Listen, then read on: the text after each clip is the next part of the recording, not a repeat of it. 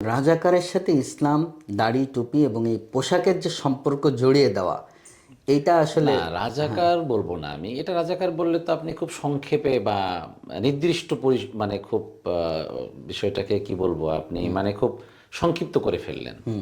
এটা মোটেও না যে রাজাকার বা মুক্তিযোদ্ধার বিরোধীদের বিরুদ্ধে তারা লড়েছে, এটা আমি বলবো না। এটা তাদের রাজাকার একটা, যেটা বলা হয় সেটা তো একটা মিলিশিয়া বাহিনী।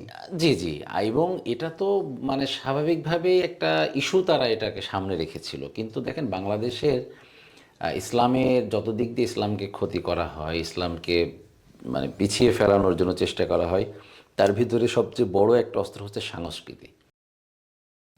আজকে দেখেন রাজাকার শব্দটা বলার সাথেই আমাদের চোখের সামনে দাড়ি টুপি দাড়ি, পাঞ্জাবি টুপি, পরা একটা হ্যাঁ, চরিত্র, একটা চিত্র চিত্র ভেসে ভেসে ওঠে। ওঠে।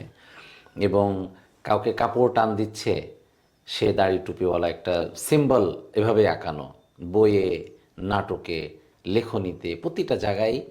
মূল উদ্দেশ্য রাজাকার না, মূল উদ্দেশ্য একজন টুপিওয়ালা, একজন দাড়িওয়ালা, একজন জুব্বাওয়ালা, সে হচ্ছে এই জাতীয় বাজে স্বভাব, বাজে মানসিকতার একজন ব্যক্তি, এটাকেই মোটামুটি, মূলত। হ্যাঁ, মোটামুটি ধরা যায় হ্যাঁ, ইসলামোফোবিয়ার বিরুদ্ধে অবশ্যই এটাই মূল মানে হেফাজতের।